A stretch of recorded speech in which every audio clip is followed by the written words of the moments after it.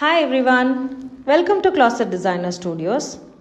ನಮ್ಮ ಹೆಣ್ಮಕ್ಳಿಗೆ ಯಾವುದೇ ಈವೆಂಟ್ ಅಟೆಂಡ್ ಮಾಡಬೇಕಂದ್ರೆ ಹೊಸ ಬಟ್ಟೆ ಇಸ್ ಆಲ್ವೇಸ್ ಅ ಮ್ಯಾಂಡೇಟ್. ಅದು ನಮ್ಮ ಜನ್ಮಸಿದ್ಧ ಹಕ್ಕು ಅಂದರೆ ಖಂಡಿತ ತಪ್ಪಾಗಲ್ಲ. ಅದೇ ಥರ ನನ್ನ ಕ್ಲೈಂಟ್ ಒಬ್ಬರಿಗೆ ಇಬ್ಬರು ಹೆಣ್ಮಕ್ಳಿದ್ದಾರೆ.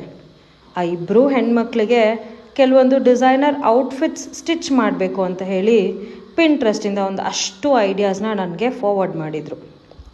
ಈಗಿನ ಕಾಲದ ಮಕ್ಕಳು ಗೊತ್ತಲ್ಲ, so called Gen Z kids. They are very particular on what they are choosing. ಅದೇ ಥರ ಅವ್ರ ಮಮ್ಮಿಗೆ ಸಿಕ್ಕಾಪಟ್ಟೆ ತಲೆ ತಿಂದ್ಬಿಟ್ಟಿದ್ದಾರೆ.